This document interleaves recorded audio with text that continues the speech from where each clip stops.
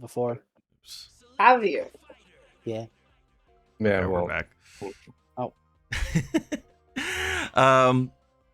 So yeah, we're gonna show you some gameplay that we recorded in the office, actually. So this is us playing it, or not us specifically, but you know, people, the Aksys, like the Aksys team in general has a lot of fighting game players underneath it. So it's like what you get to see is actually people who generally understand the mechanics of how fighting games work and are trying to put it together.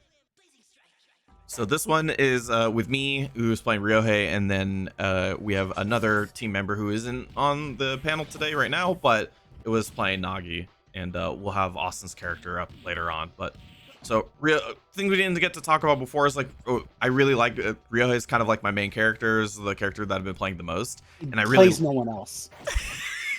He plays no one else. because he's cool. Okay, yeah, but you don't play anyone else. I played Shinsuke when he was the only other character in the game. But, oh boy! But then now I play Ryohei because I thought this character fits a lot like how I played a character in KOF 13. So it like kind of fit my playstyle a little bit. But yeah, he's a character that kind of wants to toss projectile and run behind it. And he has like really big buttons. So his kind of idea is to really control the space and close gaps by using his big normals and his rush moves in order to get in. No, he's really cool. Actually, I love him. Yeah, he's super fun. He's really cool and fun to play. Yeah, the Snake Lady Nagi is she's actually more of like a, how to say, like a Dalsum style zoner. Yeah, that's a good way to say it. She wants to use her specials and her normals in order to sort of keep people out. She doesn't want to get in, but when she does get in, she does have gets a lot of advantages and could be kind of scary. Yeah.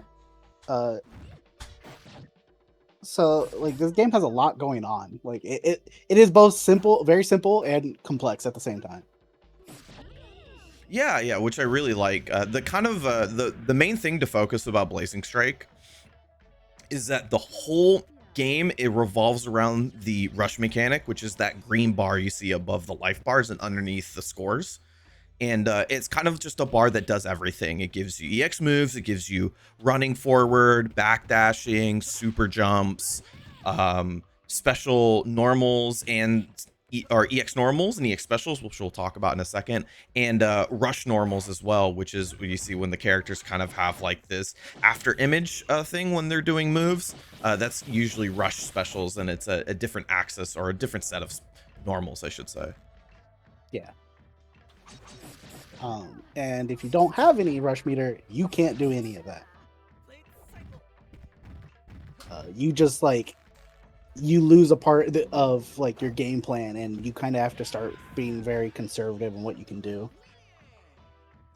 Yeah, so a lot of the game is balancing how much you use for your offense and like your pressure, I should say, like how much you use to get in, use your powerful tools to sort of mix your opponent up, and then the other part is how much you get to save for actual damage. So if you use a lot of it for trying to get in, the damage portion of your combo, or like after you get the hit, the damage portion is not going to be as severe.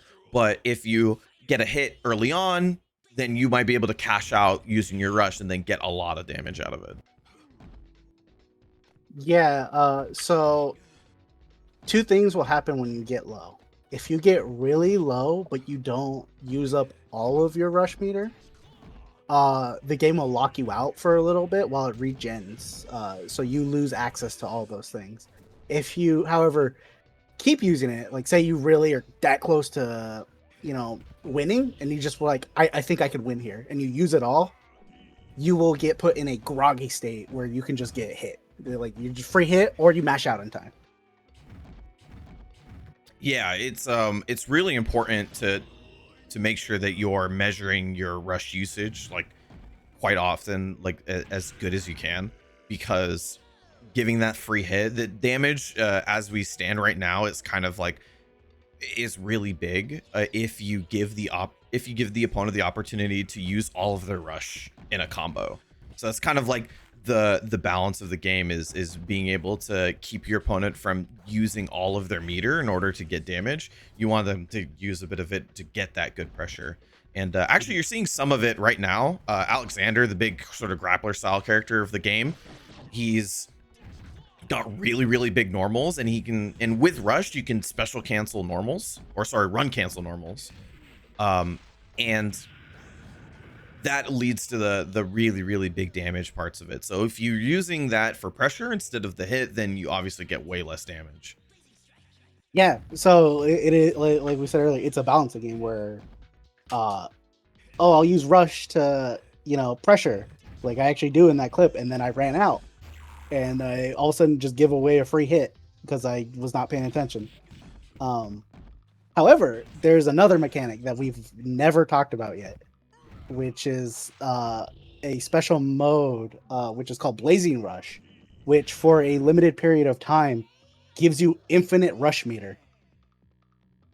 And you can just basically keep using your rush as if nothing bad's gonna happen. However, eventually you'll run out, and once it's out, it is gone for the round, and you lose access to all those rush normal specials and all that. So we'll have all of this up on YouTube for you guys in just a while. It needs like a little bit more okays before everybody sees it and stuff like that. But this is actually brand new. So we didn't get to show this at Anime Expo. We actually didn't have enough time to. So this is a brand new set that we're watching that Austin and I actually played. Yeah, Mochizuki's really cool. She is she's a female ninja for one. But she plays more like Axel. A lot of like really quick long range pokes, and hits you from like multiple different areas. Yeah, I kind of really early on kind of really struggled to play against the character because there's a character that could like actually contest Ryoha's range really well. But more and more as we were getting into it, I was really impressed with how effective the character was at getting full combos at that medium range, kind of like what you're talking about with Axel, which is not an archetype that gets seen all that often. Usually characters with big normals kind of play a keep out game for the most part, like kind of a little bit more like Nagi. But this is a characters where their tools are definitely more designed to find that hit at medium range and then convert it into damage and Oki. Mm-hmm. So another thing that every character has is a rush ability. Oh, right. Where if you tap the rush button twice, they will activate a specific ability that is unique to them. And what Mochizuki's is a teleport, where she can teleport up, backwards, or forward behind the opponent. And I think I use it a couple times. Yeah, if you ever see the character kind of just like look like they're staying put for a second, they're actually starting up their teleport, and it definitely throws you off guard for a second if you're not ready for it. You're kind of playing because the game is kind of placed so fast that all of a sudden the character stands still, and you're kind of just like, oh crap, what's happening? Yeah, and you can really get caught off guard if you're not paying attention.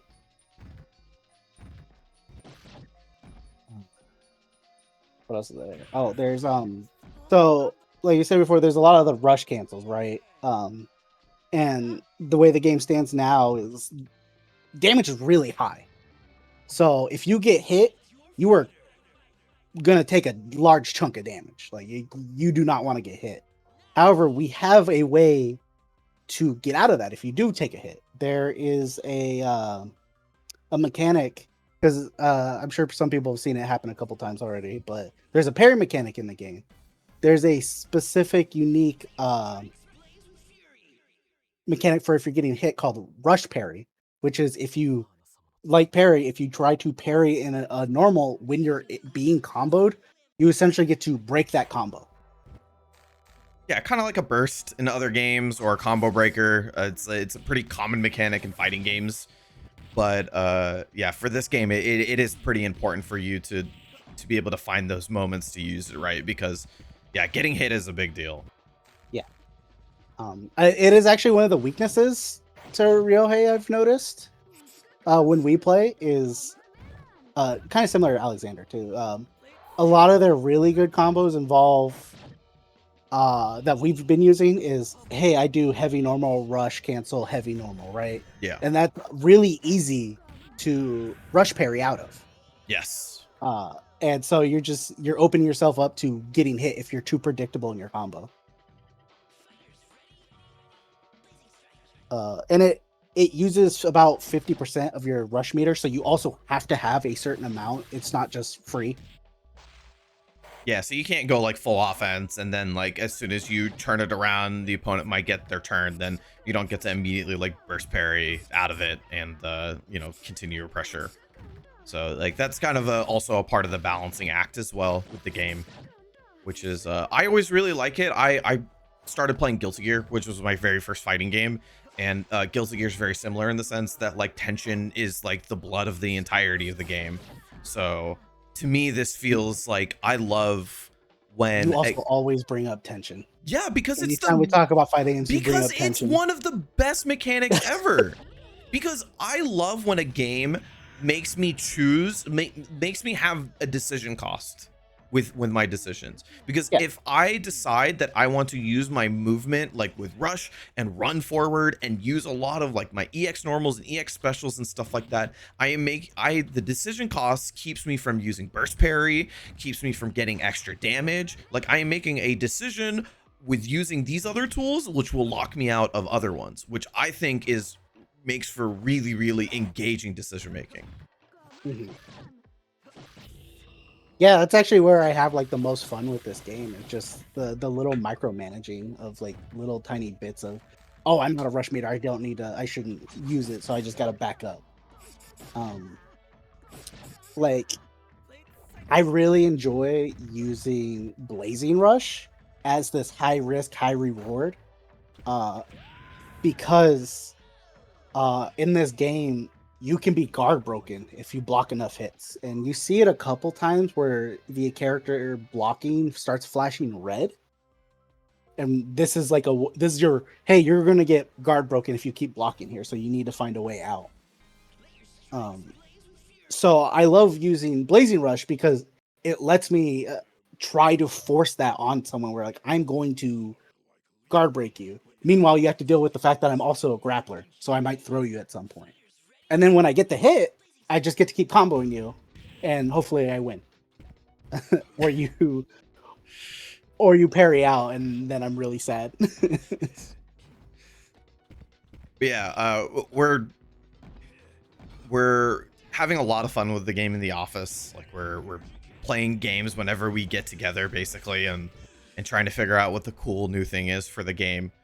And as we're getting in more and more and playing more characters and figuring out new play styles and seeing what different things you can do, like we just started getting better at our combos, I think recently, like implementing super into our combos more often and kind of playing around that way more. I think that's become like a really big part of how we play in the office currently. And just even seeing like the little bits of development just between the 4 or 5 of us who are playing it makes me really excited to see like, okay, when we get this out in the wild, what will people discover on their own? Like there's nothing like, you know, getting a bunch of people to play the game and figure out the really cool stuff about a game. I can only break so much. Yeah, we can only break so much on our own. But it's been really fun being a part of this game. Also working with Rare Breed and kind of working closely with them, it makes us feel like, you know, we're like a great fit for the game because we just love fighting games in Aksys. Like that's obvious, it's a part of our blood, right? Like Aksys games has always been you know, just a huge part of the fighting game scene. So this feels perfect. Yeah, And, I mean it's kind of why I'm here. yeah, so it's why I got to know, or why I started working with Aksys, is actually doing commentary for their event, and that's how I got to know the people, you know, at the company itself. I like known Taka, one of our people in our Aksys team.